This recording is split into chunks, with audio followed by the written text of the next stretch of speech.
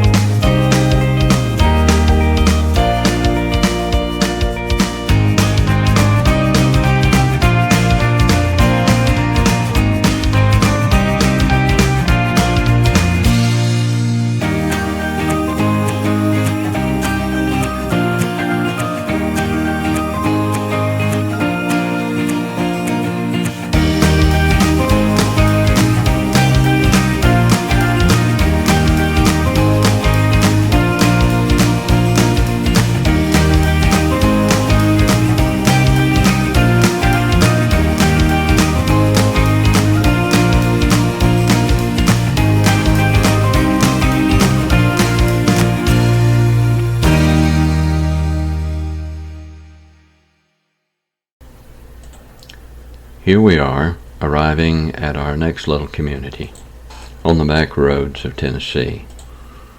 This is Pinson, Tennessee, and I'm not sure you can say it's located on a back road, but at least we're approaching it from the back roads. It's actually located on Highway 45 South out of Jackson, Tennessee. The area was settled as early as 1821. The actual town of Pinson was not established until 1866. Surveyors Mimican Hunt Howard and Joel Pinson were hired by Colonel Thomas Henderson to survey the area. They discovered a 6 or 7 foot high mound and a spring and named the spot Mount Pinson. Mount Pinson was listed as a post office of the Western District as early as 1834. The actual town of Pinson was located on what is called Bear Creek, a small stream that runs through the area. By 1866, the town had begun to spring up on land belonging to A.S. Rogers, and this was followed by a steam-powered sawmill owned by Rogers and E.R. Lancaster. The early businesses included 2 dry goods stores, 2 grocery stores, 1 drugstore, 1 blacksmith and wagon shop, 1 hotel, 2 churches, 1 high school, and 2 grist mills. The first churches included a Baptist church, while a short time later the Methodist church was established. School was first taught here in Pinson by Reverend John McCoy in 1867, and the official Pinson School was established in 1873 with an enrollment of 100. In 1905 there were 10 grades, and in 1910 Pinson School became an accredited 12th grade high school with 7 classroom teachers and 1 music teacher.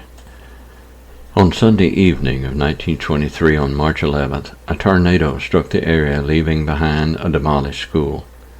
No graduations occurred for the years of 1923 and 24, as students who could attended other local schools. Community leaders developed a plan to rebuild, and by 1925 the new school was in full service. It even produced a 4-page newspaper. One of Pinson High School's most famous students is Eddie Arnold, known as the Tennessee Plowboy, who attended the school during the 1920s. At the heart of Pinson still stands the Pinson Artesian Well, which offers its cool waters to any thirsty traveler who wishes to stop and taste.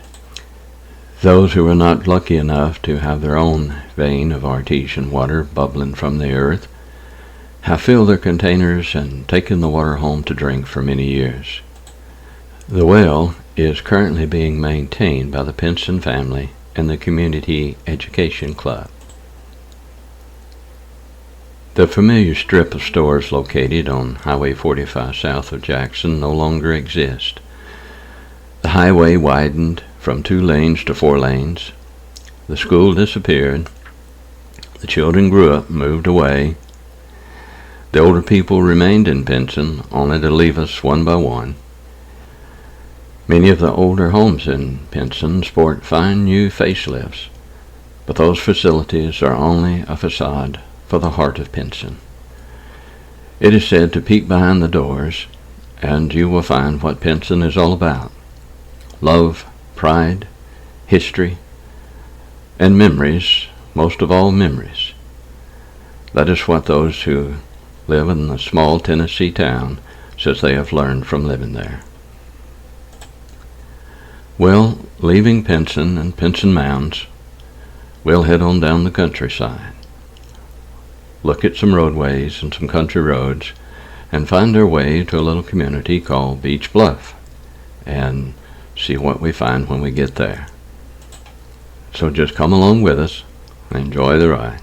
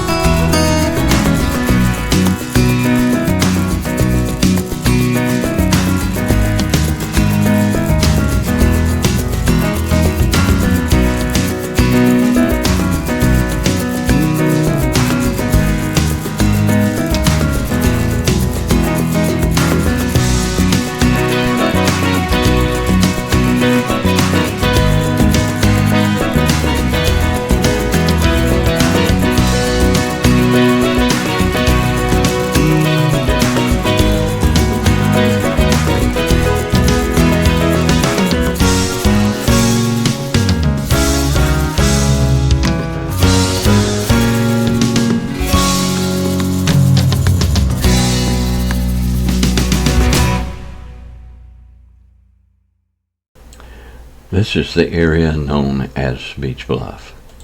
It was first inhabited by the Chickasaw people, from whom earthworks still remain. The Chickasaw are an indigenous people of southeastern woodlands, United States. The traditional territory was in northern Mississippi, northwestern and northern Alabama, western Tennessee, and southwestern Kentucky. Their language is classified as a member of the Muskogean language family. In the present day, they are organized as a federally recognized Chickasaw Nation. As the area became populated with settlers, and as it continued to grow, in 1852 a post office was established, which was then also known as Homer and used as a summer resort.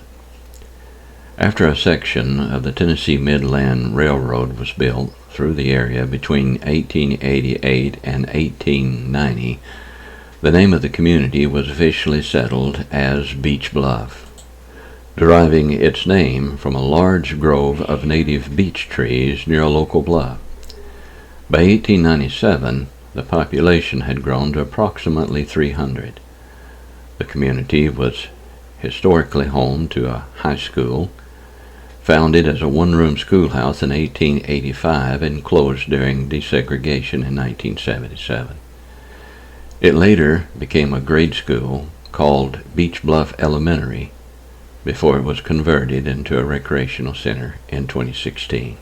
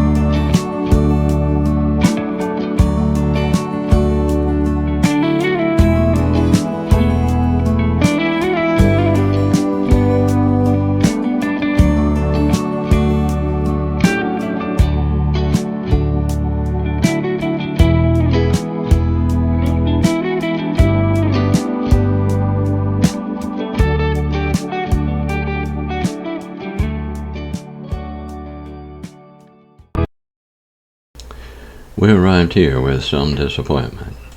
This was called the Bass Springs Country Store, and previously on our rides through here, we would stop and get us a bite to eat, a bologna sandwich, or they'd fix up various snacks for you and get a Coke and drink and a table to eat at inside. But the last trip we went through, it was closing, but supposedly was reopening.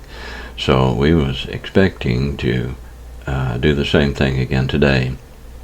Unfortunately, though, it either did not reopen or either it's closed again once. So we're going to have to take a break here. We're going to backtrack and go back to a little place called Mifflin. We'll grab us a bite to eat there, and